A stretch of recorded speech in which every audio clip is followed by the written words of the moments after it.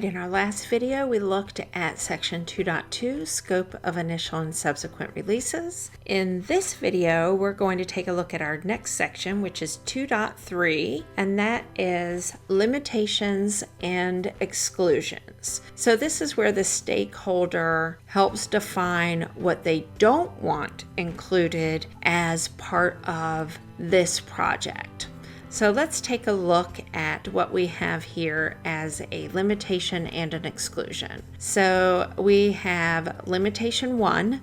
The scope of this project does not go beyond the regional sites. Now, when we're talking about requirements, we always try to make it a point to not go with something that is a negative. So when it comes to requirements, we don't want to say what something is not, we want to say what it is.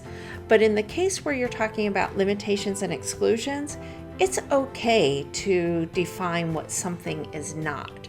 So saying the scope of this project does not go beyond the regional sites is okay. The other way you could put this, if you were trying to only look at it from the positive side rather than the negative side, would be to say the scope of this project includes regional sites, period.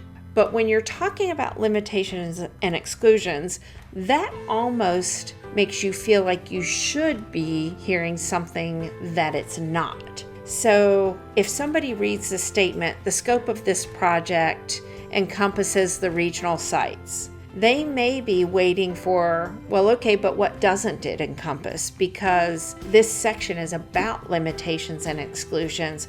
So it's really kind of inviting you to go with the negative rather than just looking at it from the positive.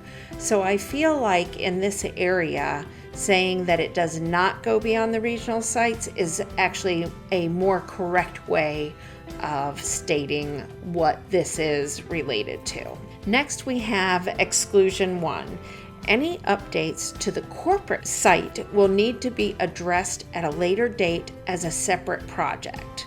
So what we're saying here is that the corporate site is completely excluded, not just from release 1, but from this project at all. Like it's never going to be release 1, release 2, release 3. It is not part of this project. They would need to start a new project for changes that they may want to make to the corporate site. This project is only about the regional sites that our customers and potential customers access. It's not about our corporate website. So this lists out anything that we're not going to do as part of this project. So when I say anything, I don't literally mean anything. Like you're not going to list out things here like, hey, we're not updating the HR site or we're not updating payroll. Obviously those things aren't included. This project isn't about anything related to those things. So all you want to include here in your limitations and exclusions are things that might be assumed could possibly be part of this project, and you want to spell out that they are not. So it's not a matter of dumping everything in here that could be anything related that the company might update. That's not the point of this section.